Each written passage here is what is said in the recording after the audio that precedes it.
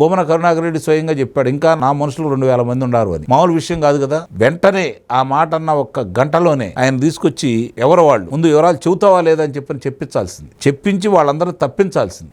అసలు ఎట్లా పెట్టారు వాళ్ళని లోపల అని చెప్పి అన్యమతస్తులతో పాటు ఏ విధంగా అంటే అక్కడ వాళ్ళ మనుషులను పెట్టుకున్నారు అంటే దైవ చింతన కంటే కూడా దోపిడీ మీద దృష్టి ఎక్కువ పెట్టారనే కదా. వాళ్ళు చేస్తున్న పని కూడా అదే కదా. దానికి ఉదాహరణ ఈ పరకామణి. సతీష్ కుమార్ ఎందుకు చంపారు, విషయాలన్నీ బయటకు వస్తాయనే కదా. రవికుమార్ ఈ రోజు ఎందుకు భయంతో చచ్చిపోతా ఉన్నాడు, ఎక్కడ నిజం చేతి చంపేస్తారనే కదా. అతనికి అతని కుటుంబ సభ్యులకి బెదిరింపులు వచ్చినాయి కాబట్టి అతను భయపడి చచ్చిపోతా ఉన్నాడు. ఇవన్నీ కూడా ఎందుకు అట్లా జరుగుతా ఉన్నాయి, అక్కడ సరైన పర్యవేక్షణ లేక నింగు నేత్రంలో వాళ్ళ మనుషులనే పెట్టుకొని ఏదైనా జరిగినా కూడా పొరపాట్లు కప్పిపుచ్చుకుంటూ ముందుకెళ్తున్నారు. కాబట్టి ఈ పరకామణి దాని విషయంలో కూడా ఆ యొక్క ఫుటేజ్ని కూడా మాయం చేశారు. కానీ ఇంకో అద్దుట్లో పనిచేసే ఒక కుర్రవాడు అవన్నీ తీసి భద్రంగా పెట్టి వీళ్ళకి అందజేశాడు కాబట్టి ఈ రోజు ఆ విషయాలన్నీ బయటకు వస్తా ఉన్నాయి. లేకపోతే దాన్ని కూడా మసిపుచ్చి మాయరేడుగా చేసేవాళ్ళు, రాజీ పెట్టారు కదా, ఏమి లేనట్టే చూపించేవాళ్ళు. ఇప్పుడు కూటమి ప్రభుత్వం వచ్చిన తర్వాత చంద్రబాబు నాయుడు గారు బిఆర్ నాయుడు గారిని నియమించారు. బిఆర్ నాయుడు కూడా ఆయన ఆ ప్రాంతవాసి కాబట్టి, రెండోది ఆయన కూడా ఆ దేవదేవుడికి భక్తుడు కాబట్టి, రెండోది నిజాయితీపరుడు మొండివాడు కాబట్టి అసలు ఇన్ని అంశాలు బయట తీసుకొస్తా ఉంటే